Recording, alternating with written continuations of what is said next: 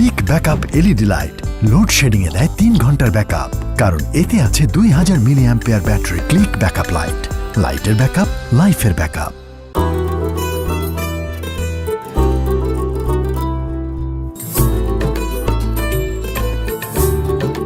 মহসিন, তুমি আমাকে বলছিলা তোমার আম্মা দেখতে অনেক লম্বা ছিলেন, পাত্রী যেন লম্বা হয়।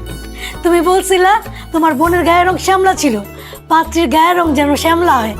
তাকাই দেখো, পাত্রী শিরিন যেমন শ্যামলা তেমনই লম্বা। এখন বলো, তোমার কি পাত্রী শিরিনকে পছন্দ হয়েছে? জি, পছন্দ হয়েছে। আলহামদুলিল্লাহ। আর মহসিনের কথা কি বলবো, সে দেখতে যেমন নায়কের মতো সুন্দর, মনটা তেমনই সুন্দর, একদম মন খোলা একটা মানুষ। বোন শিরিন, তোমার কি মহসিনকে পছন্দ হয়েছে? জি, পছন্দ হয়েছে।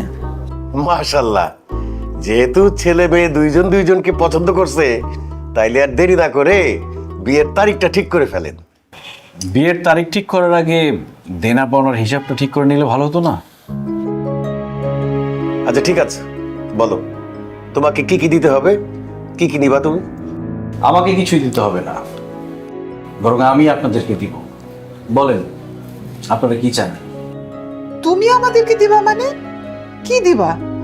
এই বিয়েতে শিরিনের শাড়ি, গয়না, কসমেটিক্স সহ যা লাগে সব আমি কিনে দিব। বিয়ের অনুষ্ঠান করতে যত টাকা খরচ হবে সব টাকা দিব আমি। আর আপনাদের মেহমানদারি করতে, অনুষ্ঠান করে লোকজন খাওয়াতে যত টাকা খরচ হয় সব টাকা দিব আমি। মোট কথা, আপনাদের মেয়ের বিয়েতে আপনারা একটা টাকাও খরচ করতে পারবেন না, সব টাকা দিব আমি। এটা তুমি কি বলছো মহসিন? আমার মেয়ের বিয়েতে টাকা খরচ করার দায়িত্ব তো আমার, তুমি কেন টাকা খরচ করতে যাবা? না, মেয়ের বিয়েতে টাকা খরচ করা একজন বাবার দায়িত্ব না। দেখেন, আপনারা আপনাদের মেয়েকে জন্ম দিচ্ছেন, তাকে বড় করছেন, লালন পালন করছেন, লেখাপড়া শিখাইছেন, অসুস্থ হলে ডাক্তারের কাছে নিয়ে গেছেন। এই জন্য আপনাদের অনেক টাকা খরচ হয়েছে, অনেক কষ্ট করতে হয়েছে। এখন তাকে আমার কাছে বিয়ে দিবেন, আর আমার বাড়িতে গিয়ে সে কি করবে? আমার সেবা যত্ন করবে, আমাকে রান্না করে খাওয়াবে, আমার ঘর বাড়ি সব ঠিক রাখবে, আমার বাচ্চা কাচ্চার মা হবে, তাদেরকে লালন পালন করবে, তাদেরকে বড় করবে। মোট কথা, বিয়ের পর শিরিন যা যা করবে সব আমার জন্য করবে। আমি আমার দরকারে শিরিনকে বিয়ে করছি, আর যেহেতু আমার দরকারে আমি শিরিনকে বিয়ে করছি, সেহেতু আপনি কেন বিয়ের খরচ দিবেন? আপনি আপনার মেয়েকে কষ্ট করে লালন পালন করে বড় করছেন, আর যেহেতু তাকে বিয়ে করে আমার বাড়িতে নিয়ে যাব, আমার দায়িত্ব শুরু, তাই বিয়ের খরচটা আমিই দেব। আরেকটা কথা, এই বিয়েতে আপনারা কোনো আত্মীয় স্বজন দাওয়াত করতে পারবেন না। এই বিয়ের একমাত্র গেস্ট হবে সব এতিমরা। বাবা, উনি কি বলতেছে? আমার ফ্রেন্ড সার্কেল, আত্মীয় স্বজন অনেকেই তো আছে, তাদেরকে দাওয়াত না দিয়ে এতিমদেরকে দাওয়াত দেবো কেন? দেখো শিরিন, তুমি যদি তোমাদের ফ্রেন্ড সার্কেল বা আত্মীয় স্বজনকে দাওয়াত দাও, তারা আসবে এখানে পেট ভরে খেতে আর বিয়েতে দোষ ধরতে। তাছাড়া তোমাদের আত্মীয় স্বজন যারা আছে তারা তো এমনিতেই ভালো ভালো খায়, আর যারা এতিম তারা 3 বেলা পেট ভরে খেতেই পারে না, ভালো ভালো খাওয়ার কথা তো তারা চিন্তাই করতে পারে না। আর সেই জন্য এতিমদের যদি আমরা দাওয়াত করি, তারা আমাদের বিয়েতে এসে পেট ভরে খাবে আর আমাদের জন্য মন ভরে দোয়া করবে। এই জন্য শুধু আমাদের বিয়ে না, আমি মনে করি সব বিয়ের প্রধান গেস্ট হওয়া উচিত এতিমরা। যাই হোক, এই বিয়ের সব খরচ দিব আমি, আর এই বিয়ের একমাত্র গেস্ট হবে এতিমরা। যদি এই 2টা শর্ত আপনারা মেনে নিতে পারেন, তাহলে আমি এই বিয়েতে রাজি।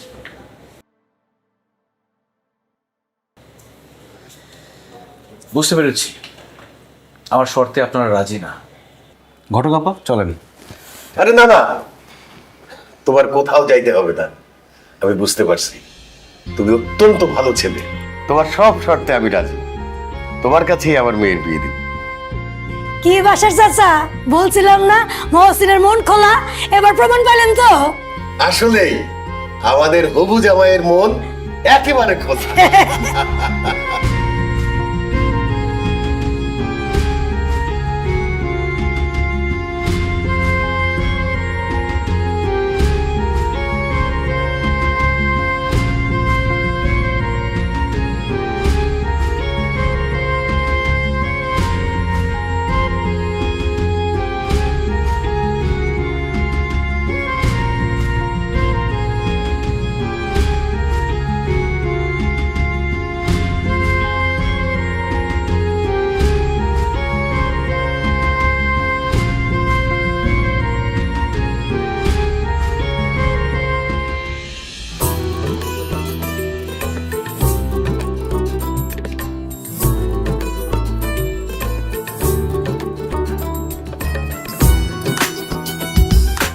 খবরদার, তুমি আমাকে টাচ করবে না।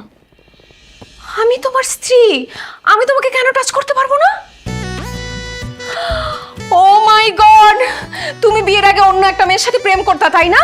নিজের ইচ্ছে তুমি বিয়ে করো নাই, এর জন্য তুমি আমাকে টাচ করতে দিতেছো না।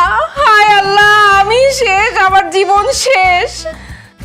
এই বাসর রাত নিয়ে আমি কত স্বপ্ন দেখছি, আমার সব স্বপ্ন ভেঙে খান খান হয়ে গেল।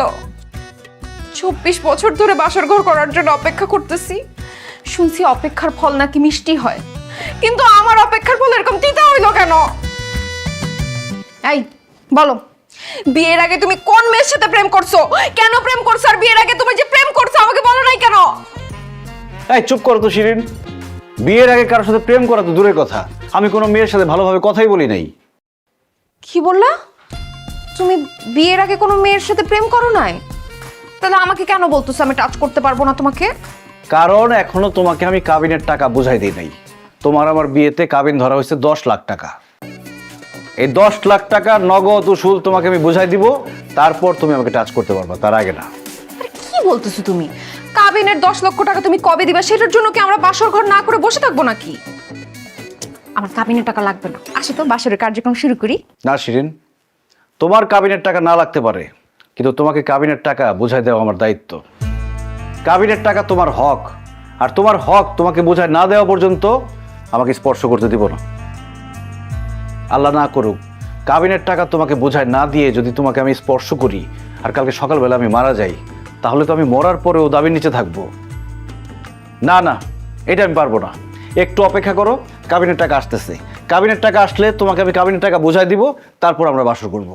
24টা বছর ধরে তো অপেক্ষাই করতেছি, আয় আল্লাহ জানে আমার বাসর করতে আরো কতক্ষণ অপেক্ষা করতে হয়।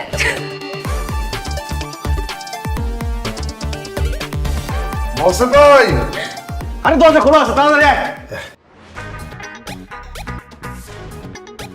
এতক্ষণ লাগে তোদের আসতে? আরে মহসিন ভাই, আপনি বললেন না মালা বানাইতে, ওই মালা বানাইতে গিয়ে তো দেরি হয়ে গেল। আচ্ছা ঠিক আছে, এখন মালা কই, তাড়াতাড়ি দে। মালাটা বেশ সুন্দর হয় না রে? যাই হোক, এই যে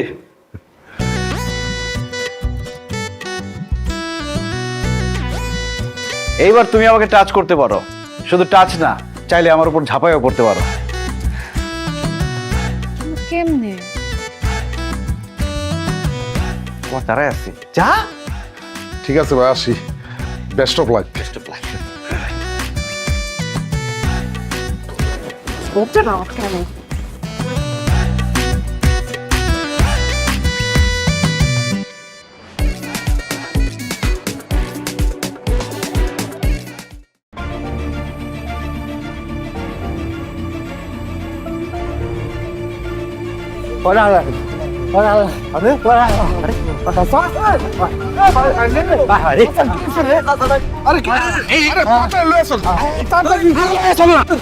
নাহলে কিন্তু বিপদ হয়ে যেতে পারে।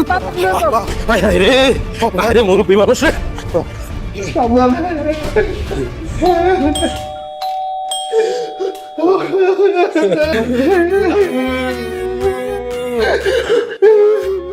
আরে আপনারা থামেন, এরকম কাঁদতেছেন কেন? আপনারা খারাপ। ভাবি, আমরা এই এলাকারই ছেলে। আমাদের বিল্লাল চাচা রাস্তা দিয়ে হাঁটার সময় হঠাৎ করে মাথা ঘুরে অজ্ঞান হয়ে পড়ছে, এই কারণে এখানে নিয়ে আসছি। আশ্চর্য, একটা লোক মাথা ঘুরে পড়ে অজ্ঞান হয়ে গেছে, তাকে নিয়ে আপনারা এইখানে নিয়ে আসছেন কেন? তাকে হাসপাতালে নিয়ে যাবেন, এটা কি হাসপাতাল নাকি?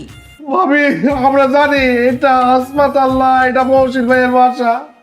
বিল্লাল চাচা ডাইনামে আমার সামনে পিছনে আপন বলতে কেউ নাই। এই বিল্লাল চাচা যখন কোনো সমস্যা পড়তো, আপদ বিপদ হইতো, তখন মহসিন ভাই তার বাসায় এসে দাঁড়াইতো।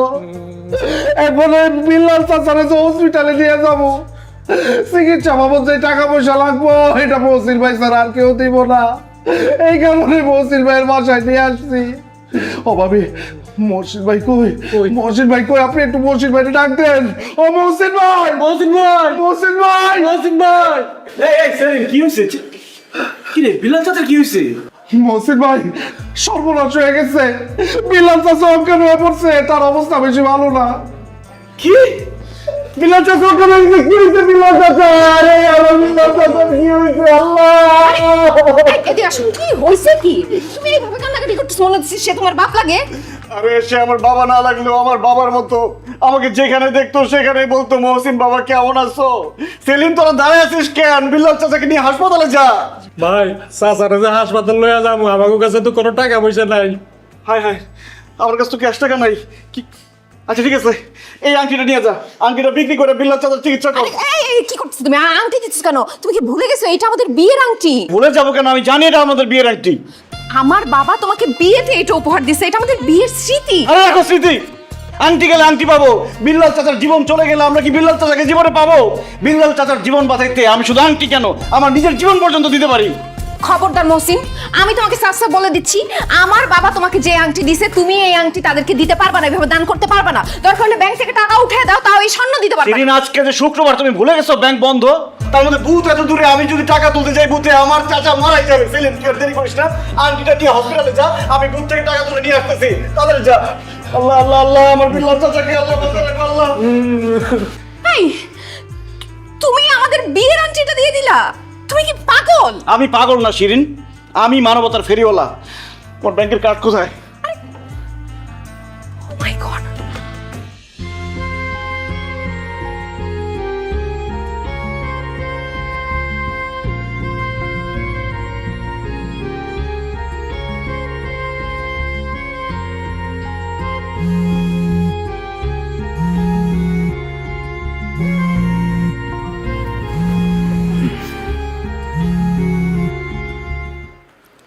হ্যালো সেলিম, বিল্লাল চাচার কি অবস্থা? মহসিন ভাই, বিল্লাল চাচার অবস্থা ভালো না। ডাক্তার বলতেছে রক্ত লাগবে। আরে বেটা, রক্ত লাগলে কোনো সমস্যা নাই, যত ব্যাগ রক্ত লাগে আমি দিব, তারপরে বিল্লাল চাচাকে বাঁচাইতে হবে। আমি জানতাম মহসিন ভাই আপনি রক্ত দিবেন, এই কারণেই তো এত রাতের বেলা আপনারে কল দিচ্ছি। আচ্ছা ভাইজান, আপনার কি রক্তের গ্রুপ এ পজিটিভ? না, আমার রক্তের গ্রুপ তো এ পজিটিভ না, আমার রক্তের গ্রুপ বি পজিটিভ। হায় হায় রে, তাহলে তো ভাই আপনি রক্ত দিতে পারবেন না। বিল্লাল চাচার রক্তের গ্রুপ তো এ পজিটিভ, এ পজিটিভ রক্ত লাগবো। এটা তো একটা সমস্যা হয়ে গেল। আচ্ছা তুই ফোন রাখ, আমি দেখি ম্যানেজ করতে পারি কিনা। ঠিক আছে ভাই, আপনি একটু দেখেন, রক্ত ম্যানেজ হলে আমার একটু জানায়েন। শিরিন, এই শিরিন, এই তোমার রক্তের গ্রুপ কি? হ্যাঁ, রক্তের গ্রুপ কি তোমার? তুমি এইভাবে টাকা টাকা করতেছো কেন? আরে রক্তের গ্রুপ কি সেটা বলো। এখন মাত্র ভোর রাত, এত আগে আমাকে উঠাইছো কেন? সকালবেলা জিজ্ঞেস করতে রক্তের গ্রুপ কি? আরে বাবারে, সকালবেলা জানা গেলে তো হইতোই, এখন রক্ত লাগবে জন্য এখন জিজ্ঞেস করতেছি। তোমার রক্তের গ্রুপ কি সেটা বলো। আমার রক্তের গ্রুপ এ পজিটিভ হয়েছে, এখন ঘুমাইতে দাও। কি বললা? এ পজিটিভ? শুকুর আলহামদুলিল্লাহ, তাড়াতাড়ি উঠো, চলো হসপিটালে চলো, রক্ত দিতে হবে। হাসপাতালে যাবো মানে? এই ভোর রাত্রে আমি হাসপাতালে যাবো কেন? আরে আজকে বিল্লাল চাচারে হসপিটালে নিয়ে গেল না, ডাক্তার বলছে বিল্লাল চাচারে বাঁচাইতে হলে এ পজিটিভ রক্ত লাগবে। তোমার রক্তের গ্রুপ যেহেতু এ পজিটিভ, তুমি রক্ত দিয়ে বিল্লাল চাচাকে বাঁচাবা, চলো। ও লাগো, এসব কি বলো? না না না, আমি রক্ত দিতে পারবো না। কেন? আমি রক্ত দিলে আমার শরীর থেকে রক্ত কমে যাবে না, তারপর আমি দুর্বল হয়ে যাবো, আমি অসুস্থ হয়ে যাবো। আরে তুমি দুর্বল হবা না, একজন সুস্থ স্বাভাবিক মানুষ বছরে 3 বার রক্ত দিতে পারে, আর তার জীবদ্দশায় কমপক্ষে 120 বার রক্ত দিলে তার কোনো সমস্যা হয় না। তুমি তো সারা জীবনে একবার রক্ত দাও নেই, তোমার রক্ত দিলে কিছুই হবে না। আর তাছাড়া রক্ত দান করার 48 ঘন্টার মধ্যে দেহে রক্তের পরিমাণ স্বাভাবিক হয়ে যায়। নিয়মিত রক্তদান করলে হৃদরোগের ঝুঁকি কমে। তুমি যত কিছুই বুঝাও, আমাকে বললে কিচ্ছু হবে না, কারণ আমি রক্ত দিব না, আমার ভয় লাগে। শিরিন, ভয়কে জয় করো, একজন মুমূর্ষু রোগীকে বাঁচাইতে হবে। আরে আমাকে দিয়ে হবে না, তুমি কেন বুঝতেছো না? আমি ইনজেকশন দেখলে ভয় পাই। ইনজেকশন আমার হাতের ভিতরে ঢুকায় রক্ত নিবে, ও মা গো, আমার শুনলেই কেমন ভয় লাগতেছে। না না, আমি পারবো না, তুমি আমাকে জোটাজুটি করো না প্লিজ। শিরিন, ইনজেকশনকে ভয় পাওয়ার কি আছে? তোমার কাছে মনে হবে একটা ছোট্ট পিঁপড়া তোমাকে কামড় দিয়েছে, কিচ্ছু হবে না। এইসব মূলা ঝুলায় কোনো লাভ হবে না। আমি ইনজেকশনের আগে দিছি, আমি জানি ইনজেকশনে কি ব্যথা লাগে। আমি কোনো রক্ত দিতে পারবো না, তুমি অন্য কারো ম্যানেজ করো। আর এই ভোর রাতে আমি এ পজিটিভ রক্তের গ্রুপ ওলা কাকে ম্যানেজ করব? বুঝছি, এমনি কাজ হবে না তো। আপসে কাজ না হলে জোর করে তোমার নিব আমি। আসো আসো আসো, রক্ত তোমাকে দিতেই হবে।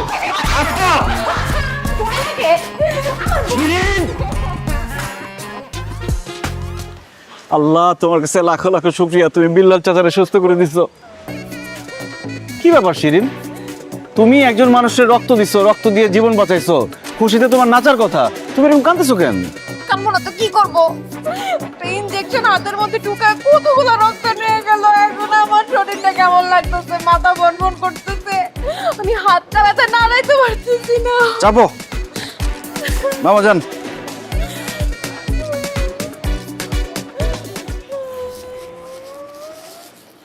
উফ, কান্নাকাটি বন্ধ করো তো। মানুষের উপকার করার জন্য নিজের বউরে এত বড় ব্যথা তুমি দিতে পারলা? হ্যাঁ পারলাম। তোমার ব্যথায় একজন মানুষের জীবন বেঁচে গেছে, এটা ভালো না? একটা কথা মাথায় রাখবা, এই ব্যথা থেকে জীবন অনেক বড়। তুমি একজন মানুষের জীবন বাঁচাইছো, এটা ভেবে বুক ভরে নিঃশ্বাস নাও। কারণ মানুষ মানুষের জন্য, জীবন জীবনের জন্য।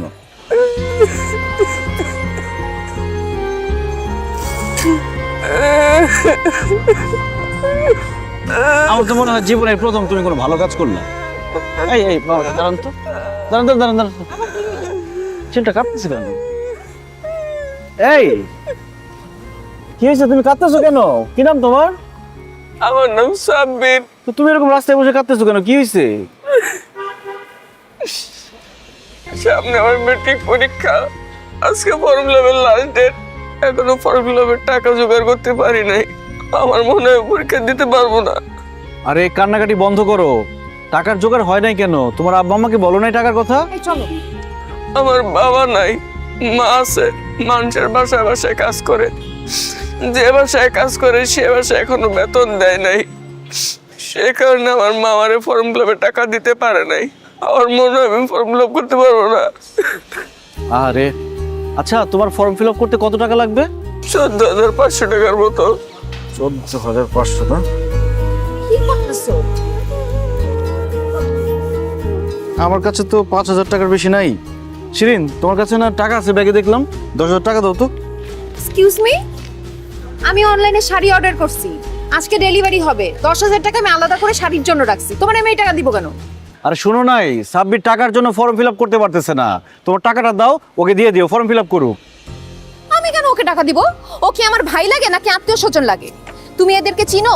এরা রাস্তাঘাটে এসে এইসব নাটক করে, এগুলা স্ক্যাম। আমি এদের খুব ভালো মতো চিনি, তুমি চিনো না?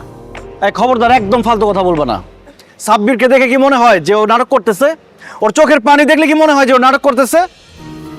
ছেলেটা সারা জীবন কত কষ্ট করে লেখাপড়া করছে, ম্যাট্রিক পরীক্ষা দিবে, সুন্দর ভবিষ্যৎ গড়বে, কত স্বপ্ন দেখছে। আর এখন যদি সামান্য কিছু টাকার জন্য ম্যাট্রিক পরীক্ষা দিতে না পারে, ওর মনটা ভেঙে যাবে না? ও পড়াশোনা ছেড়ে দিবে, ওর ভবিষ্যৎটা নষ্ট হয়ে যাবে। সামান্য কিছু টাকার জন্য একটা ছেলের শখ, আশা, ভবিষ্যৎ এগুলো আমি নষ্ট হতে দিব না। তুমি অনলাইনে ড্রেস অর্ডার করছো, সেটা আজকে না কিনলে আরেকদিন কিনতে পারবা, কিন্তু আজকে যদি ফর্ম ফিল আপ না করতে পারে, ওর জীবন থেকে একটা বছর নষ্ট হয়ে যাবে। তুমি বুঝতে পারতেছো? প্লিজ তুমি আমাকে টাকাটা দাও, আমি সাব্বিরকে দিয়ে দিই। আমি বাসায় গিয়ে তোমাকে সব টাকা ফেরত দিয়ে দিব। থাক, তোমার আর কোনো টাকা ফেরত দিতে হবে না। আমার টাকার পিছনে পড়ছো না? নিজের জন্য কোনো কিছু রাখবে না, সবারই সব দিয়ে দিবা। নাও নাও দাও, সবারই বিলায় দাও। হ্যাঁ সাব্বির, এখানে 15,000 টাকা আছে, আশা করি তোমার ফর্ম ফিল আপ হয়ে যাবে। আপনি আমার অনেক বড় উপকার করছেন। আপনার উপকার আমি জীবনে বলুন না, আমি আপনার সার্টিফিকেট হয়ে থাকবো ভাই। যাও যাও যাও, তাড়াতাড়ি স্কুলে যাও, ফর্ম ফিল আপ করতে হবে, ভাই, দেরি হয়ে যাবে। আপনার নাম্বার আর ঠিকানা দেন, আমি যখন লেখাপড়া কইরা বড় অফিসার হবো তখন সব টাকা আমি আপনাকে দিয়ে দিব। আমার টাকা আমাকে ফেরত দিতে হবে না। তুমি পরীক্ষা দাও, পরীক্ষা দিয়ে ভালো রেজাল্ট করবা, রেজাল্ট করার পরে সেই রেজাল্টের খবর নিয়ে আসবা, মিষ্টি নিয়ে আসবা সাথে। আমার নাম হচ্ছে মহসিন, এই এলাকায় থাকি, ঠিক আছে? ঠিক আছে ভাই। এখন তাড়াতাড়ি যাও, ফর্ম ফিল আপ করো, যাও।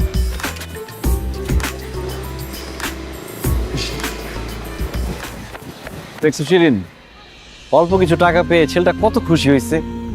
এই টাকা দিয়ে তুমি হয়তো শাড়ি কিনতা, শাড়িটা হয়তো পরতা বা পরতা না, তারপরে আলমারিতে ফেলে দিতা, কয়েকদিন পরে শাড়ির খোঁজও রাখতা না। আর এই টাকাটা পেয়ে ছেলেটার হয়তো জীবনটাই বদলে যাবে। টাকা পাওয়ার পরে ছেলেটার মুখে যে হাসি আর আনন্দ আমি দেখতে পাইলাম, কি যে শান্তি লাগতেছে, এই শান্তি কোটি টাকা দিয়ে তুমি কিনতে পারবে না। চলো বাসায় গিয়ে তোমার টাকা আমি দিয়ে দিচ্ছি, আসো। লাগবে না। ওঠো বাবা, চলেন।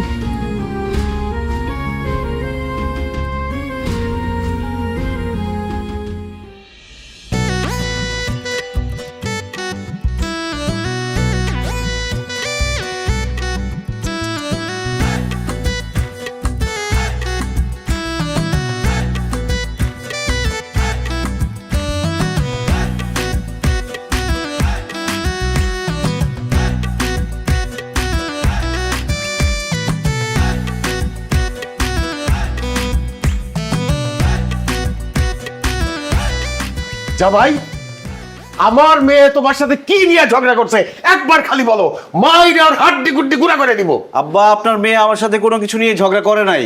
কি বলো জামাই, তোমার সাথে ওর ঝগড়াঝাটি হয় নাই? তাহলে যে তুমি এত তাড়াতাড়ি ফোন করে আসতে বললা, ঝগড়া যদি নাও থাকে তুমি কি আমার মেয়ে অসুস্থ? না মা, আমি অসুস্থ না। আমাকে ঠিকঠাক মতো দেখো, আমি একদম সুস্থ আছি। তাই তো, আসলেই তো, তোরা তো দেখে মনে হইতেছে তুই একদম ফিট আছিস, কোনো অসুখ নাই। জামাই, কথা বলো না কেন? তাহলে তুমি আমাদেরকে এত তাড়াতাড়ি কেন আসতে বলছো? আপনাদেরকে তাড়াতাড়ি আসতে বলছি কারণ আব্বা আম্মা আপনাদের দুজনের জন্যই সারপ্রাইজ আছে। তাই নাকি? কি সারপ্রাইজ জামাই? আপনারা একটু সরে আসেন, দেখাচ্ছি।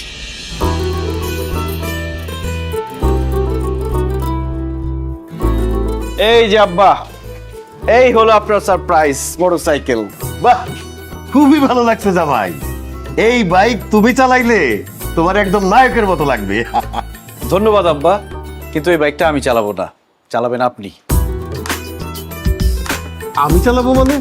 জি আব্বা, আপনি চালাবেন, কারণ এই বাইকটা আমি আপনার জন্য কিনছি। এই নেন চাবি। কি বলো জামাই, তুমি তোমার শ্বশুরকে বাইক দিতেছো? জি আম্মা জান, আপনার জন্য সারপ্রাইজ আছে। শিরিন, আমার গিফটটা নিয়ে আসো। বিয়ের সময় তো তাড়াহুড়ার মধ্যে আপনাদের কিছু দিতে পারি নাই, তাই আব্বার জন্য বাইক আর আপনার জন্য এই মোবাইলটা। এই যে মোবাইল।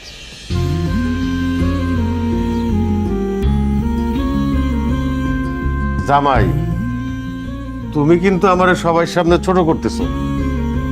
তুমি আমার মেয়ে জামাই, কোথায় আমরা তোমার মোটরসাইকেল দিব, মোবাইল দিব, তা না উল্টা তুমি আমাদেরকে মোটরসাইকেল দিতেছো, মোবাইল দিতেছো, কারণটা কি? আব্বা, আপনার বাসা থেকে অফিস অনেক দূরে, আর আপনি প্রত্যেকদিন বাসে করে অফিসে যান, আপনার তো অনেক কষ্ট হয়। আর শিরিনের কাছ থেকে শুনছি আপনি বাইক চালাতে পারেন, তাই আপনার একটা বাইক গিফট করলাম। এখন থেকে কষ্ট করে বাসে আর অফিসে যাইতে হবে না, এখন থেকে অফিসে যাবেন বাইকে করে। আর আম্মা, আপনার মেয়েটা আপনার কত আদরের, তার বিয়ে হয়ে গেছে, আপনার কাছ থেকে কত দূরে দূরে থাকে।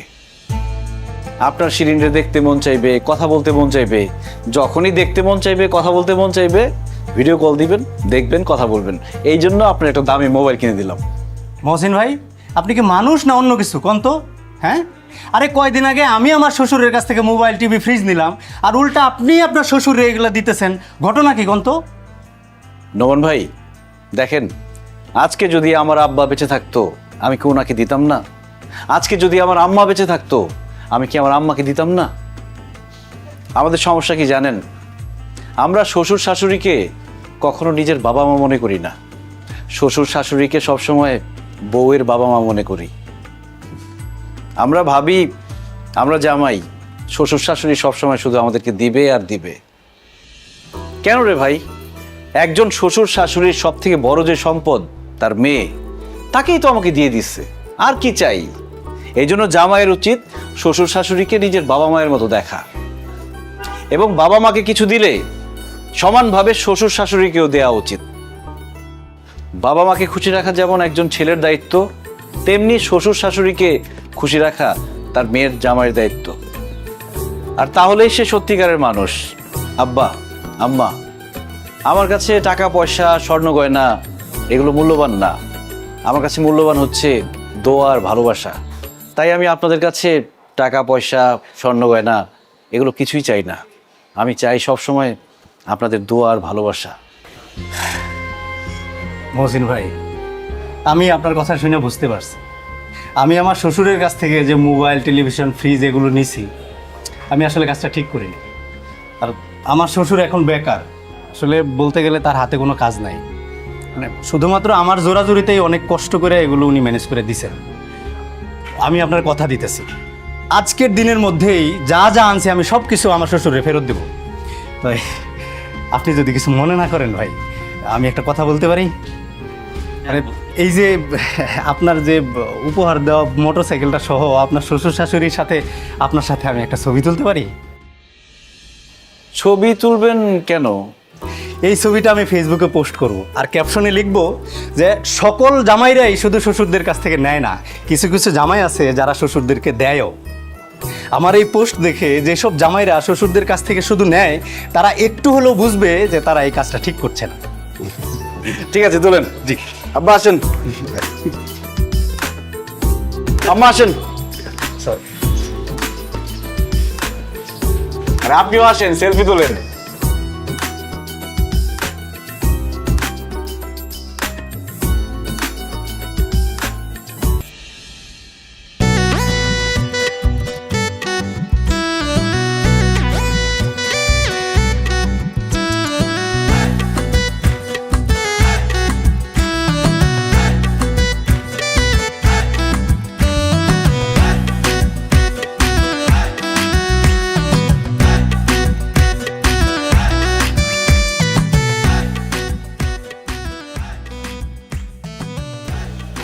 কি গরু মাংস, মুরগি, মাছ, সবজি, পেঁয়াজ, কি রে এত কিছু কেন রান্না করতেছিস? কেন রান্না করব? তোমাদের জন্য রান্না করতেছি, তোমার জন্য আর বাবার জন্য। কি বলিস এসব? এত খাবার আমরা খেতে পারবো? তুই জানিস না তোর বাবা আর আমার দুজনেরই ডায়াবেটিস, এত কিছু খাওয়া তো নিষেধ। সে কথা আমিও তোমাদের জামাইকে বলছি, কিন্তু সে তো নাছোড়বান্দা। সে বলছে একদিন খেলে কিচ্ছু হবে না, তোমাদের জন্য মিষ্টি, পান, রসগোল্লা অনেক কিছু আনতেছে, এগুলো তোমাদের খাওয়াবে। জামাইটা খুবই ভালো, খোলা মনের মানুষ। এরকম মানুষ এই যুগে পাওয়া কঠিন, বুঝলি? হ্যাঁ হ্যাঁ, এরকম মানুষ আমার মনে হয় না এই দুনিয়ায় আরেকটা আছে। যেইভাবে সে মানুষের উপকার করা শুরু করছে, আমার তো মনে হয় বাড়ি ঘর সবকিছু মানুষের দিয়ে আমাদের বলবে চলো আমরা গাছতলায় গিয়ে থাকি। হ্যাঁ, তুই চুপ কর তো, কি বলিস এসব? আমি তোকে হেল্প করি, দাঁড়া। না না না না না না, প্রশ্নই ওঠে না, তুমি এগুলো কোনো কিছু ধরবা না। সে যদি এসে দেখে তুমি রান্না বান্না করতেছো, আমাকে হেল্প করতেছো, তাইলে আমাকে জানে মাইরা ফেলবে। সে স্ট্রিক্টলি বলে দিয়ে গেছে বাবা মা যে কদিন আমাদের বাড়িতে আছে সে কয়দিন তারা খাবে আর ঘুমাবে। জামাইটা যে কি বলে না, সারাদিন খেলে আর ঘুমালে তো অসুস্থ হয়ে যাব। মন খোলা জামাই দেখে বিয়ে দিছো না, এখন অসুস্থ হলে আমার কি? দেখো মা, আমাকে আমার কাজ করতে দাও। তুমি রান্নাঘরে আসছো এটা দেখলে আরেক বিপদ হবে, তুমি যাও তো এখান থেকে, যাও। ঠিক আছে, আমার হেল্প লাগলে বলিস।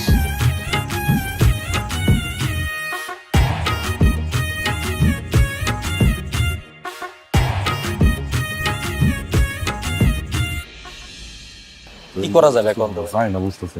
আরে আরে মহসিন ভাই, কেমন আছেন আপনি? আছি, আমি ভালো আছি। তোমরা কেমন আছো? ভাই, যে এলাকায় আপনার মতো পরোপকারী দিল খোলা মানুষ আছে, সে এলাকায় আমরা ভালো না থাকতে পারি? আমরা ভালো আছি, শুধু ভালো না, অনেক ভালো আছি। ভাইজান, আপনার সাথে দেখা হয়ে ভালো হইল। আমরা তো আপনারই খুঁজতেছিলাম। তো তোমরা আমার কেন খুঁজতেছিলা? ভাই, আমাকে ক্লাবের মধ্যে একটা ক্যারাম বোর্ড কিনবো আর 2-3 বান্ডিল টাস কিনবো। আর আমাকে ক্লাবের ফ্যানটাও নষ্ট হয়ে গেছে, একটা ফ্যান কিনবো। ভাই, গরমের মধ্যে তো আর টাস আর ক্যারাম বোর্ড খেলা যায় না, তাই কইতাছি আপনি আমাকে কিছু টাকা ডোনেশন করেন। তো তোমরা ক্যারাম বোর্ড খেলবা, তাস খেলবা, ফ্যানের বাতাস খাবা, আমি কেন ডোনেশন দিব?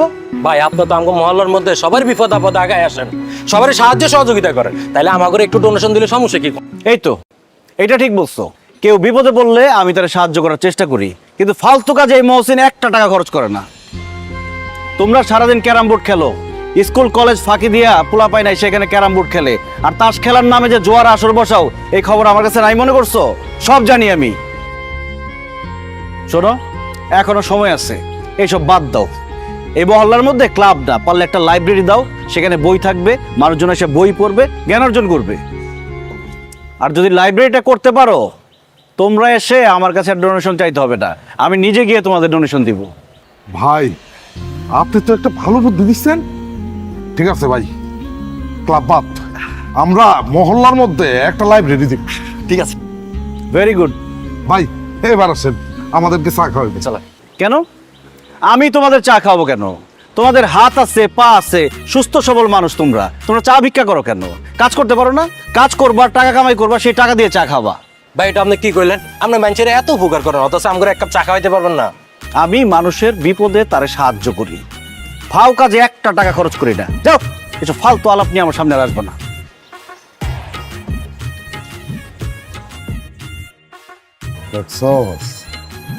মহসিন ভাই হলো আসলে সলিড, বিপদে পড়লে মানুষের উপকার করে, কিন্তু ফালতু কাজে একটা টাকাও খরচ করে। আমরা তো ভাবতেছিলাম এমনিতে উনি 2 হাতে টাকা উঠায়, কিন্তু কাজে ছাড়া বেকাজে কোনো টাকা খরচ করে। ক্লিক সিলিং ফ্যান, বিভিন্ন মডেলের কত ডিজাইন। এতে আছে ইউনিক ডিজাইনের অ্যালুমিনিয়াম ব্লেড, তাই বাতাস ছড়ায় প্রতিটি কোণায়। ক্লিক ফ্যান, প্রশান্তির হাওয়া ছড়িয়ে যাবে সবখানে।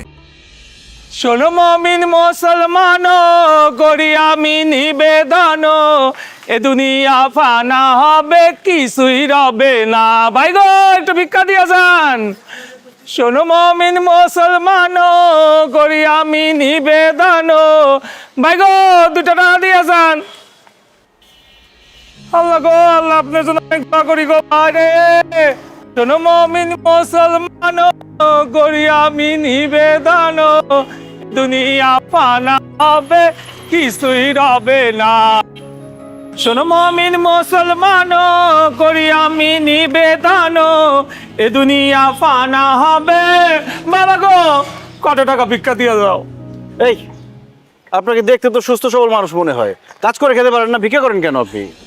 না রে বাবা, আমি সুস্থ না, আমার পায়ের মধ্যে পছন ধরছে, হাঁটতে পারি না, কোনো কাজকর্ম করতে পারি না, এই কারণে ভিক্ষা করে খাই বাবা। কি পায়ে পচন ধরছে? পায়ে যদি সত্যি সত্যি পচন ধরে তাইলে ভিক্ষা তো দিবই, দরকার হইলে আপনার চিকিৎসার দায়িত্ব আমি নিব। আর যদি পায়ে পচন না ধরে তাহলে এমন মার দিব, 2 পা ভাঙ্গে একদম হুইল চেয়ারে বসাই দিব মিথ্যা কথা বলার জন্য। দেখি দেখি কোথায় পচন ধরছে। বাবা বাবা দাঁড়া দাঁড়ো, দেখাইতেছি, তুমি তো বিশ্বাস করো না। এই যে দেখো বাবা, এই যে। আহারে কি অবস্থা, পায়ে তো সত্যি পচন ধরছে। আপনি এইভাবে যে রয়েছেন, চিকিৎসা করেন না কেন? আপনি কোনো চিন্তা করেন না, আপনার চিকিৎসার দায়িত্ব আমি নিলাম, আমি আপনার চিকিৎসা করাবো। আপনার কিছু টাকা দিয়েছি। থাক বাবা, ভিক্ষা দিতে হইব না। বাবা গো অনেক দিন ধরে না ভালো মন্দ কিছু খাই না, তুমি কি আমার একটু গরুর মাংস দিয়ে ভাত খাওয়াইতে পারবা হোটেল থেকে? আরে বাইরের হোটেল রেস্টুরেন্টের খাবারের মধ্যে দুনিয়ার ভেজাল, ওগুলা খাইলে দেখা গেল যে পেট ভরে খাইতে গিয়ে পেট খারাপ হইলো, পরে 2-3 দিন বিছানা থেকে উঠতে পারলেন না, কাজকর্ম বন্ধ, খাওয়া দাওয়া সব বন্ধ। হায় হায়, এটা কি কইতেছো বাবা? হোটেলের খাওয়ানো এত ভেজাল, তাইলে কি আমার এই গরুর মাংস দিয়ে ভাত খাওয়া হইব না? আরে কেন হবে না, অবশ্যই হবে।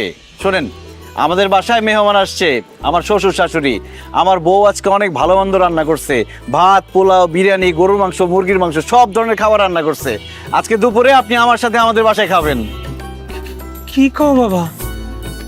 আমি তোমার লগে তোমার বাড়িতে গিয়া দুপুরবেলা খাওন খামো? অবশ্যই আমার সাথে আমাদের বাসায় গিয়ে খাবেন, কারণ আজকে আপনি আমার মেহমান। চলেন আমার বাসায় চলেন। আল্লাহ তোমার বাঁচায় রাখুক বাবা, আমার মতো একটা ভিক্ষুক রে তুমি তোমার বাড়ির মেহমান কইতেছো, অথচ মানুষের কাছে ভিক্ষা চাইতে গেলে ভিক্ষা তো দেয় না, আত্মীয়টা দেয়, গালাগালি করে। বাবা গো আল্লাহ তোমার অনেক হায়াত দারাজ করুক, তুমি অনেক ভালো মানুষ, তুমি অনেক মন খোলা মানুষ। বাবা গো তুমি যদি কিছু মনে না করো, ওই আমার লগে আরো কতগুলি ভিক্ষুক আছে, তারাও না অনেক দিন ধরে ভালো মন্দ কিছু খায় না, ওদেরও ভালো মন্দ খাওয়ার অনেক স্বাদ। ওদের কি আমি একটু ফোন করে আইতে কমু? আরে সমস্যা নাই, আমার বউ কম রান্না করে নাই, বেশি করে রান্না করছে। আপনি ফোন দিয়ে সবাই আসতে বলেন, সবাই খায় যাক, অসুবিধা কি? আল্লাহ আল্লাহ তোমারে বাঁচায় রাখুক বাবা, তোমার মতো এরকম মন খোলা মানুষ চারিদিকে বড়াই দিক। তারা আমি ফোন করতেছি।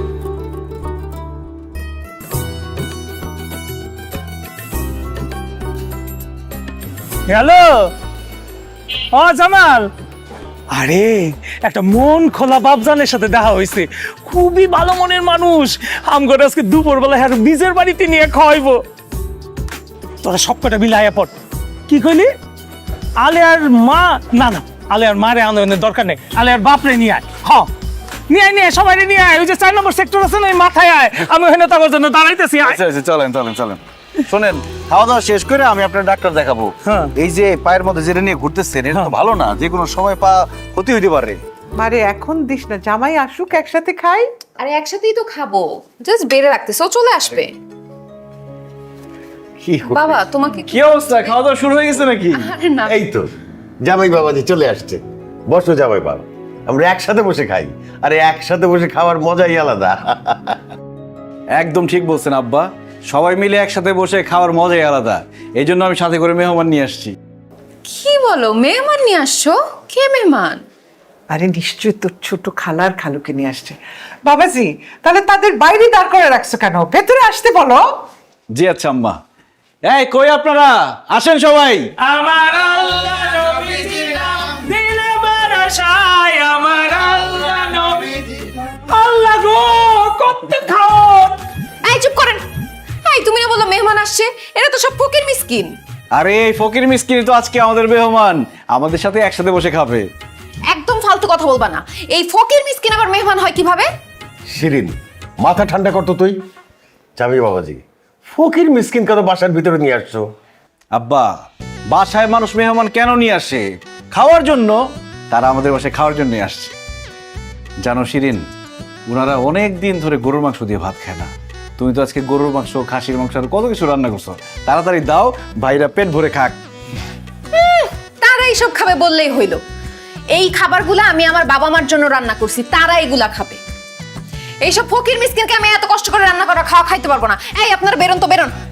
বাবাজি, আমরা কি সত্যি সত্যি চলে যাবো? এত মজার মজার খাওন, কি সুন্দর গ্রান বাইরেছে, আমার তো যাইতে মন চাইতেছে না। আপনারা কোথাও যাবেন না, আপনারা আমার সাথে বসে খাবেন। শিরিন, আমি বলতেছি সবাইকে খাবার বেড়ে দাও, সবাই আমাদের সাথে বসে খাবে। আরে কি বলে জামাই, এই ফকির মিসকিন আমাদের সাথে বসে খাবে কেন? আমাদের খাওয়া শেষ হলে যেটা থাকবে সেটা ওরা খাবে। আম্মা, তারা ফকির মিসকিন, রাস্তার কুকুর বিড়াল না যে আমাদের বেঁচে যাওয়া খাবার তারা খাবে। আমরা তো 3 বেলা পেট ভরে খাই, ওনারা 3 বেলা পেট ভরে খাইতেও পারে না। এই জন্য আজকে আমার সামনে বসে পেট ভরে ওনারা খাবে আর মন ভরে আমার জন্য দোয়া করবে। মহসিন, আমার কোনো দোয়া লাগবে না। তুমি ওনাদেরকে বাসা থেকে বাইর করো তো, আমার বিরক্ত লাগতেছে ওনাদেরকে দেখে। শিরিন, দোয়া যে কত মূল্যবান সেটা মরার পরে বুঝবা। তুমি মরে গেলে তোমার সাথে টাকা পয়সা, ধন সম্পত্তি, খাওয়া, অহংকার কিছুই যাবে না, যাবে শুধু এই দোয়াটা। সেই জন্য তোমার দোয়া নাও লাগতে পারে, কিন্তু আমার দোয়া লাগবে। ভাইরা, আপনারা হাতটা ধুয়ে আসেন, সুন্দর করে আমার সাথে বসে খাবেন। জামাই বাবাজি, এইবার কিন্তু তুমি বাড়াবাড়ি করতেছো। এইসব ফকির মিসকিনের সাথে বসে আমি কোনোদিনই খাবার খাবো না। আমিও খাবো। আপনাদের যদি তাদের সাথে বসে খেতে এতই সমস্যা হয়, আপনারা বেডরুমে চলে যান। শিরিন, আব্বা আমাকে বেডরুমে খাবার দাও, আর ওনারা আমার মেহমান, ওনারা ডাইনিং রুমে বসেই খাবে। কি বলতেছো তুমি? আমার আব্বা আম্মা বেডরুমে গিয়ে খাবে, আর ফকির মিসকিনগুলো ডাইনিং টেবিলে বসে খাবে? মহসিন, তোমার কাছে কি আমার আব্বা আম্মার থেকে এই ফকির মিসকিনগুলো বড়? কি বলো শিরিন, আব্বা আম্মার চেয়ে ফকির মিসকিন আমার কাছে বড় হবে কেন? তবে এই মুহূর্তে আব্বা আম্মাও আমার বাড়ির মেহমান, আর ওনারাও আমার বাড়ির মেহমান। তাই সবাই আমার চোখে সমান। আর আমি মহসিন বেঁচে থাকতে এই ফকির ভাইরা পেট ভরে খাইতে পারবে না, এটা হইতে পারবে না। বুঝতে পারছি ভাইরা আমার, আপনাদেরকে কেউ খাবার দিবে না, নিজেদের খাবার নিজেদের নিতে হবে। পছন্দ মতো খান। নেন।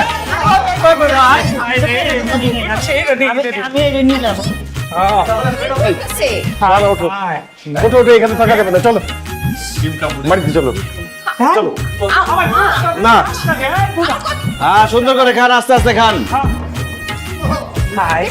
এরকম করতেছে। দাঁড়া। পেট ভরে খান, পেট ভরে খান। এই আপনি একটা পোলাও নেন।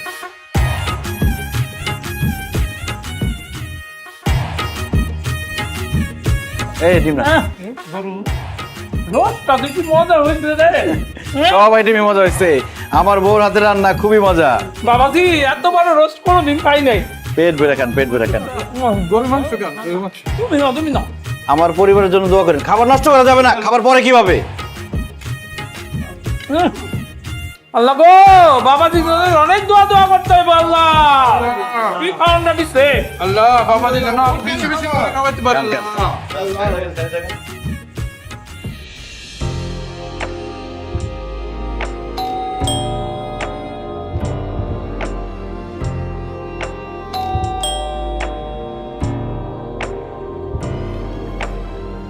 আরে হারুন চাচা, আসসালামু আলাইকুম। ওয়ালাইকুম আসসালাম। বাবা মহসিন, কেমন আছো তুমি? আলহামদুলিল্লাহ ভালো আছি। তো চাচা, হঠাৎ কি মনে করে আমার বাসায়? আসেন, ভিতরে আসেন। না না, আজকে যাব না, আমি আসছি তোমার একটু দাওয়াত দেওয়ার জন্য। দাওয়াত দিতে? কিসের দাওয়াত চাচা?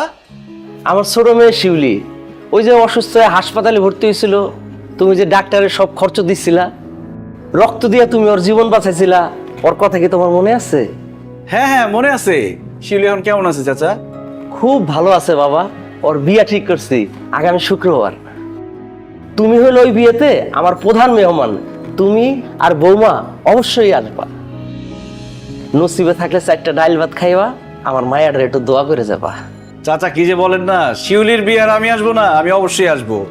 না না মহসিন, তুমি একা এলে কিন্তু হইব না, বৌমারের সাথে করে নিয়ে আইবা। ঠিক আছে চাচা, আপনার বৌমাকে সাথে করে নিয়ে আসবো। বাইরে দাঁড়িয়ে আছেন কেন? আসেন, ভিতরে আসেন। না না বাবাজি, এখন আর ভিতরে যাবো না, আর কয়েকজনের দাওয়াত দিতে হবো তো, আমি এখন যাই। ঠিক আছে, আসসালামু আলাইকুম। ওয়ালাইকুম আসসালাম।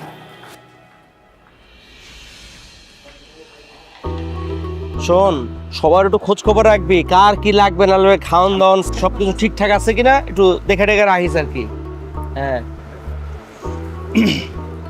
ছবি টবি তুলো। আসসালামু আলাইকুম চাচা। ওয়ালাইকুম আসসালাম। মহসিন বাবা, তুমি আসছো? ও বৌমারা নিয়ে আসছো? ওয়ালাইকুম আসসালাম। আমি অনেক খুশি হয়েছি, তোমার জন্য অপেক্ষা করতেছিলাম। তাইলে আর দেরি করে লাভ কি? কাজী সাহেব, বিয়ের কাম শুরু। বসো বাবা, বসো বসো। কাজী সাহেব দাঁড়ান, বিয়ে হইব না। কেন বাবা, কি হয়েছে? কি হয়েছে আপনি জানেন না? বিয়া ঠিক করার সময় আপনার সাথে কি কথা হয়েছিল? কথা হয়েছিল মেয়ের হাত, কান, গলা, নাক সবকিছু স্বর্ণের আপনি দিবেন, আমার ছেলের স্বর্ণের আংটিও আপনি দিবেন। এখন তো দেখি মেয়ের হাত, কান, গলা সবকিছু খালি স্বর্ণের গয়নাগাটি কই? হ্যাঁ, কি হয়েছে? আপনি চুপ করে দাঁড়িয়ে রয়েছেন কেন? আপনি কি কোনো কিছু ম্যানেজ করতে পারেন নাই? হ্যাঁ, বিআইন, স্বর্ণ অলংকার কেনার জন্য টাকা জোগাড় করতে পারি নাই, তবে আমি আপনাকে কথা দিতেছি, বিয়ের 1 মাসের ভিতরে আপনাকে যা যা স্বর্ণ অলংকার দেওয়ার কথা ছিল আমি দিয়ে দেব। আপাতত বিয়েটা হয়ে যেতে দেন। এই সমস্ত কথা কয়ে এখন লাভ নেই, এই সমস্ত কথা চিরা বিছবো না। আমি ভালো করে জানি কোনো মতো বিয়েটা হয়ে গেলে আপনি স্বর্ণ অলংকার তো দূরের কথা, একটা নতুন শাড়িও দিতে পারবেন না। শোনেন, আমি সাফ কইয়া দিতেছি, আমার মা যা যা কইছে এই স্বর্ণ অলংকার দিবেন, তারপরে বিয়ে হইব, নাইলে এই বিয়ে আমি করুম না। আচ্ছা ভাই, আপনি আমার একটা কথা বলেন তো, আপনি কি স্বর্ণ অলংকার বিয়ে করতে আসছেন নাকি শিউলিকে বিয়ে করতে আসছেন? কেন, শিউলিরে বিয়ে করতে আইছি? যেহেতু শিউলিকে বিয়ে করতে আসছেন, শিউলিকে বিয়ে করেন। হারুন চাচা তো বললো সে 1 মাসের মধ্যে সবকিছু ব্যবস্থা করার চেষ্টা করবে। উনি তো গরিব মানুষ, উনি যতটুকু পারছে, তার সামর্থ্যে যতটুকু কুলাইছে, সে তো সবকিছু আয়োজন করছে। এখন ভাই আর ঝামেলা করেন না, বিয়েটা পড়ায় ফেলেন। এই মেয়ে, আপনি মাঝখানে নাক গলাইতেছেন কেন?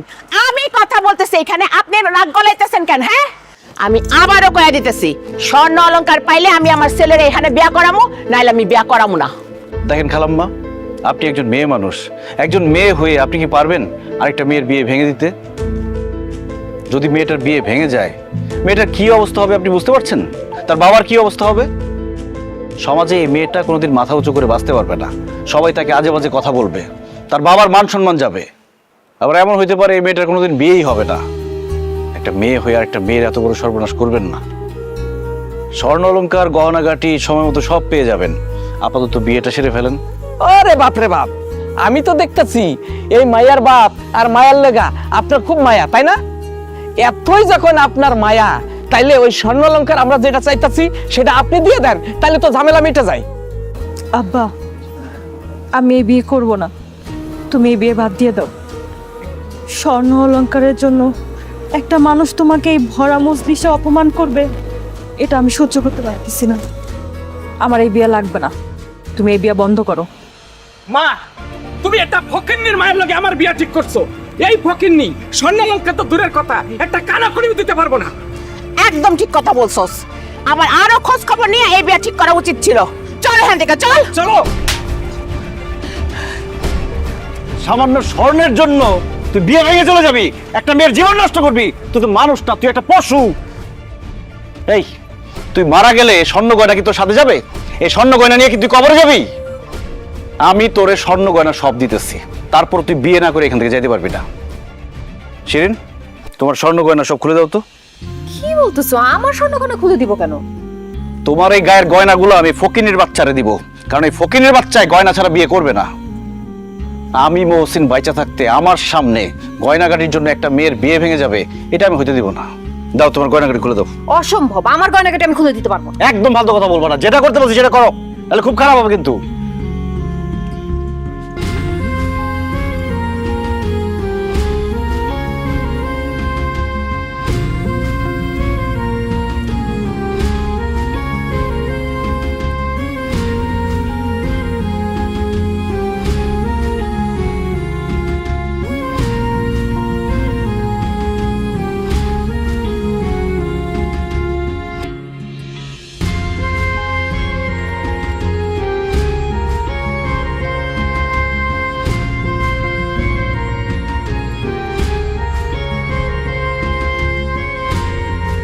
স্বর্ণ গয়না।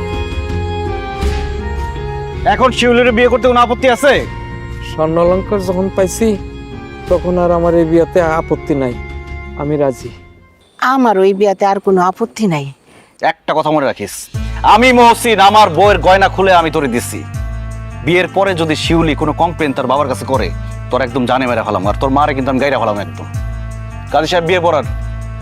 মহসিন বাবা, তোমার ঋণ আমি কিভাবে শোধ করবো বাবা?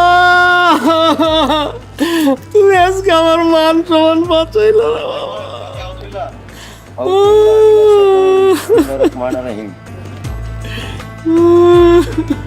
বলো বাবা, কবুল। কবুল।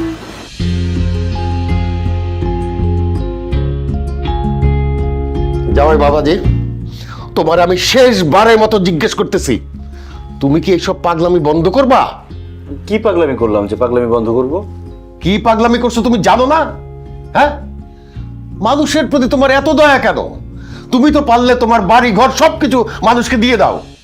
তোমার বউ আবার মেয়ে, তার গায়ের থেকে গহনা খুলে তুমি আরেকজনকে দিয়ে দিছো। কিন্তু সুস্থ মানুষ এগুলো করতে পারে? আব্বা, গহনাগুলো না দিলে মেয়েটার বিয়ে ভেঙে যেত, মেয়েটার জীবনে একটা কলঙ্ক লাগতো, তার সারাটা জীবন নষ্ট হয়ে যেত। মেয়েটার বাবার মান সম্মান যাইতো, দুঃখ কষ্টে মেয়েটার বাবা মারা যেতে পারতো, এমনকি মেয়েটা আত্মহত্যাও করতে পারতো। আমার কিছু গহনা দেওয়াতে মেয়েটার বিয়ে হয়েছে, মেয়েটার বাবার মান সম্মান পাচ্ছে, মেয়েটা একটা সংসার পাইছে। আপনার তো আমাকে ধন্যবাদ দেওয়ার কথা, তা না বলে উল্টা আপনি বলতেছেন আমি পাগলামি করতেছি। অবশ্যই তুমি পাগলামি করতেছো, তুমি একটা আস্ত পাগল। কি বললো শিরিন? আমি পাগল? হ্যাঁ, অবশ্যই পাগল। কারণ তুমি পাগল না হইলে ঘরের মধ্যে ফকির মিসকিন ডাইকা নিয়ে আসতা না। তুমি যদি পাগল না হইতা তাইলে নিজের বউয়ের রক্ত আরেকজনকে দান করাইতা না। তুমি যদি পাগল না হইতা আমার গয়নাগাটি সবকিছু খুলে আরেকজনকে দিয়ে দিতা না। আমার প্রতি তোমার কোনো মায়া ভালোবাসা নাই, তোমার সব মায়া ভালোবাসা হচ্ছে বাইরের মানুষের প্রতি। অনেক হয়েছে, আর না। তোমার আমি সাফ সাফ আজকে বলে দিতেছি, আজকের পর থেকে তুমি পরিবারের মানুষ ছাড়া অন্য কারো প্রতি দয়া দেখাইতে পারবা না। অন্য কারো মানুষকে উপকার করতে পারবা না, অন্য কারো বিপদ আসলে ওখানে ছুটেও যাইতে পারবা না। নিজেকে নিয়ে থাকবা, নিজের বউ নিয়ে থাকবা, নিজের পরিবার নিয়ে থাকবা। আমার মেয়ে ঠিক কথাই বলছে। বিয়ে শাদির আগে যা করছো করছো, এখন বিয়ে করছো, তোমার বউ আছে, সংসার আছে। বউয়ের কথা ভাববা, সংসারের কথা ভাববা, অন্যের চিন্তা বাদ দাও। আমাকে মাফ করবেন আম্মা, মানুষের চিন্তা আমি বাদ দিতে পারবো না। আমি যতদিন বেঁচে আছি আমার সাধ্যমতো মানুষকে সাহায্য করবই, কারো বিপদ দেখলে আমি এগিয়ে যাবই। তাহলে তুমিও কান খুলে শুনে রাখো, আমি তোমার সাথে সংসার করব না। ঠিক আছে, তোমার যা খুশি তুমি তাই করো, কিন্তু মানুষের বিপদে এই মহসিন এগিয়ে যাবেই। ঠিক আছে, তাহলে তুমি মানুষকে নিয়েই থাকো। আমার মেয়েকে তোমার কি দরকার? আমার মেয়ে ঠিকই বলছে, তুমি আসলেই একটা পাগল। আর একটা পাগলের সাথে আমার মেয়ে সংসার করুক, সেইটা আমি চাই না। তুমি এখন থেকে মানুষকে নিয়েই থাকো, তোমার বউয়ের দরকার নাই। আমি এই মুহূর্তে আমার মেয়েকে সাথে করে নিয়ে যাব। মাসিরিন, আয় চল আমাদের সাথে, আয়।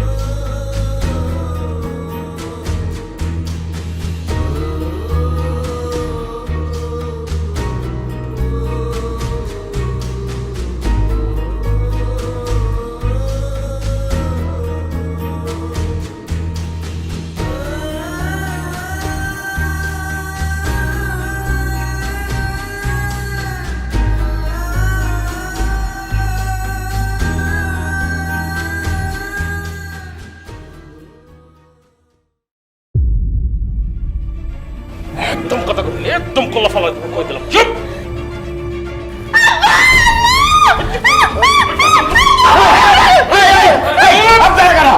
আমার বাড়িতে কেন হচ্ছেন?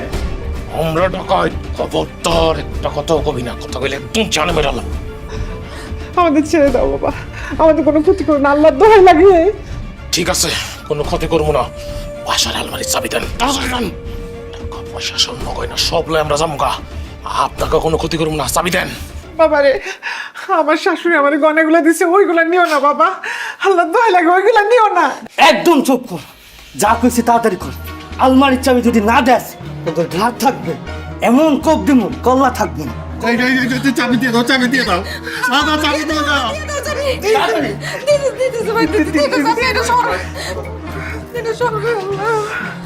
তুই সেটা যাই, তুই সেটা আলমারি আগে চাবিটা লই লে। আমি আসছি। চুপ।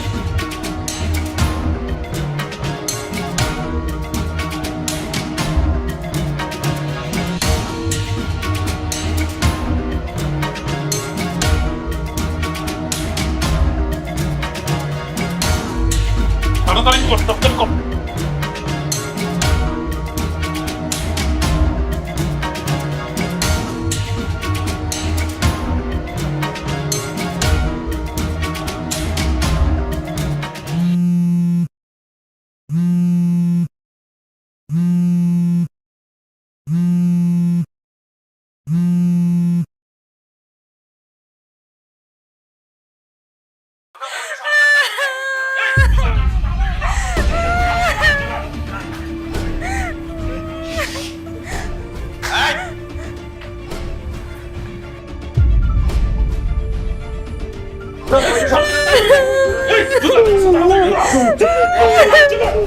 কোনো কান্নাকাটি একদম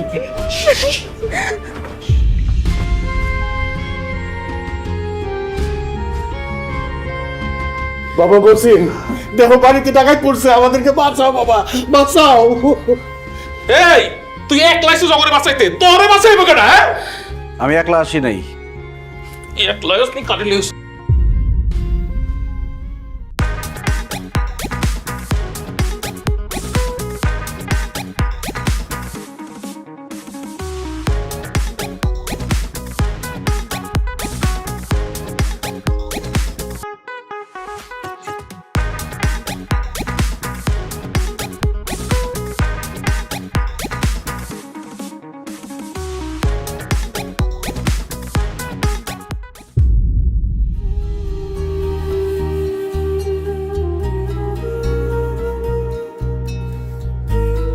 আব্বা আম্মা, এখন বুঝতে পারতেছেন বিপদে মানুষের পাশে দাঁড়ানো, মানুষের উপকার করা কতটা গুরুত্বপূর্ণ?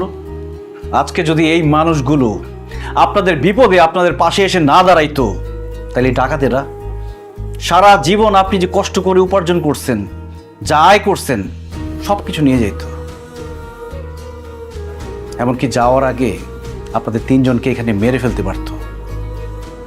শুধু এই মানুষগুলো আপনাদের পাশে এসে দাঁড়াইছে বলে আপনারা প্রাণে বেঁচে গেছেন। আপনাদের অর্থ সম্পদ সহি সালামতে আছে। শিরিন, তুমি আমাকে বলছিলে আমি নাকি পাগল, এই জন্য আমি মানুষের বিপদে ঝাঁপায় পড়ি, তাদের উপকার করি। আমি পাগল না শিরিন, আমি সুস্থ স্বাভাবিক মানুষ। আমি কেন মানুষের উপকার করি জানো? আমার বাবা মা খুব গরিব ছিল, কোনোদিন আমাকে দুই বেলা পেট ভরে খাওয়াইতে পারে নাই। আমার একটা বোন ছিল, টাকার অভাবে ভালো পাত্রের কাছে আমার বোনের বিয়ে দিতে পারে নাই, এই জন্য একটা নেশাখোরের কাছে বিয়ে দিছিল। সে নেশাখোরটা টাকার জন্য আমার বোনকে অত্যাচার করতে করতে মেরে ফেলছে। আমার বড় বোন মারা যাওয়ার পর আমার বাবা মা যখন তার লাশটা দেখলো, তারপর আমার বাবা মা অসুস্থ হয়ে যায়। আমি তাদের কোনো চিকিৎসা করাইতে পারি নাই, খাবারের ব্যবস্থা করতে পারি নাই। টাকার অভাবে আমার চোখের সামনে আমার বাবা মা ধুকে ধুকে বিনা চিকিৎসায় মারা গেছে। সেদিন আমার বাবা মায়ের লাশের সামনে দাঁড়ায় আমি মনে মনে প্রতিজ্ঞা করি, আমার যদি কখনো টাকা হয়, আমার চোখের সামনে বিনা চিকিৎসায় আমি কাউকে মরে যেতে দিব না। কোনো মানুষকে আমি না খেয়ে থাকতে দিব না। কোনো বোনকে টাকার জন্য তার বিয়ে ভাঙতে দিব না। যেখানে যার বিপদ দেখব, সেখানে তার পাশে গিয়ে দাঁড়াবো। শিরিন, তুমি শুধু একা ভালো থাকলে চলবে না, তোমার আশেপাশের মানুষগুলো ভালো আছে কিনা সেটাও দেখতে হবে। তুমি শুধু একা পেট ভরে খেলে চলবে না, তোমার আশেপাশের মানুষগুলো দুমুঠো খেতে পারছে কিনা সেটাও দেখতে হবে। আমাদের সমাজের বড় লোকরা যদি গরিবদের পাশে গিয়ে দাঁড়াতো, তাদের দুমুঠো খাবারের ব্যবস্থা করে দিত, তাহলে এই সমাজে, এই দেশের কোনো মানুষের দুঃখ কষ্ট থাকতো না, কোনো অভাব থাকতো না। না খেয়ে একটা মানুষও মারা যেত না, বিনা চিকিৎসায় কেউ মারা যেত না। দেশের মধ্যে চুরি, ডাকাতি, ছিনতাইকারী সহ সব ধরনের অপরাধ কমে যেত। কারণ মানুষ জন্ম থেকে চোর, ডাকাত, ছিনতাইকারী হয়ে জন্মায় না। তার অভাব, তার পরিস্থিতি তাকে চোর বানায়, ডাকাত বানায়। আব্বা, আজকে যে আপনার বাসায় ডাকাতি করতে আসছিল, আপনার কি মনে হয় তারা সবাই ডাকাত? তারা ডাকাত না, তারা অভাবী, তারা বেকার, তারা কোনো কাজকর্ম পায় না, তারা পেটের দায়ে ডাকাতি করতে আসছিল। তাদের সন্তানের মুখে 2 বেলা খাবার তুলে দেওয়ার জন্য ডাকাতি করতে আসছিল। অথচ যাদের টাকা আছে, তারা যদি এই মানুষদের খোঁজ নিত, তাদের কাজের ব্যবস্থা করে দিত, এরা কিন্তু ডাকাতি করতে আসতো না। আব্বা, মানুষের উপকার করে যে শান্তি পাওয়া যায়, মানুষের বিপদে পাশে দাঁড়িয়ে যে শান্তি পাওয়া যায়, কোটি টাকা খরচ করেও সেই শান্তি আপনি কখনোই পাবেন না। তাই আমি যতদিন বেঁচে আছি, মানুষের বিপদে পাশে দাঁড়াবো, মানুষের উপকার করব। আর তাতে যদি তুমি আমার সংসার না করো, আমার কোনো দুঃখ নেই, কোনো আক্ষেপও নেই। আপনারা চলেন। দাঁড়াও, আমি আজকে বুঝতে পারতেছি তুমি কত বড় মনের একজন মানুষ। এরকম একটা মানুষকে আমি আমার জীবনে পেয়ে নিজেকে অনেক ধন্য মনে হচ্ছে। তোমার মতো স্বামী পাওয়া একজন নারীর জন্য অনেক গর্বের। তুমি যেভাবে মানুষের উপকার করতেছো, সেইভাবে সারা জীবন মানুষের বিপদে তাদের পাশে গিয়ে দাঁড়াবা। আমি তোমাকে আর বাধা দেব না। আর আমি তোমার পাশে আছি। আজকের পর থেকে তোমার সাথে আমিও মানুষের বিপদে গিয়ে দাঁড়াবো, তাদের উপকার করার চেষ্টা করব। আমাকে তুমি মাফ করে দাও। আমি তোমার এই হাতটা ধরে সারাটা জীবন তোমার সাথে বাঁচতে চাই। জামাই বাবাজি, তুমি আমারও চোখ খুলে দিছো। এখন থেকে আমি তোমার সাথে সারা জীবন মানুষের বিপদে আপদে পাশে থাকার চেষ্টা করব। আমার সাধ্য অনুযায়ী মানুষের উপকার করার চেষ্টা করব। আমি তোমার কথা দিতেছি। ধন্যবাদ আব্বা। বাবা, আমার অনেক বড় ভুল হয়ে গেছে। আমি না বুঝে তোমার অনেক খারাপ খারাপ কথা বলছি। আমারে মাফ করে দিও। তুমি এত মহৎ কাজ করতেছো, তুমি মহান একজন মানুষ, এটা আমি আগে বুঝতে পারিনি। আম্মা, আপনাদের কারোর প্রতি আমার কোনো রাগ অভিমান নাই। তবে যদি পারেন, যার যার জায়গা থেকে সবাই মানুষের উপকার করবেন। একটা কথা কি, click backup LED light load shedding এ দেয় 3 ঘন্টার ব্যাকআপ, কারণ এতে আছে 2000 milliampere battery. Click backup light, লাইটের ব্যাকআপ, লাইফের ব্যাকআপ। একা ভালো থাকার মধ্যে, সুখে থাকার মধ্যে কোনো বাহাদুরি নেই, বরং সবাই মিলে ভালো থাকাই আসল সুখ। এই জন্যই তো কবি বলেছেন, সকলের তরে সকলে আমরা।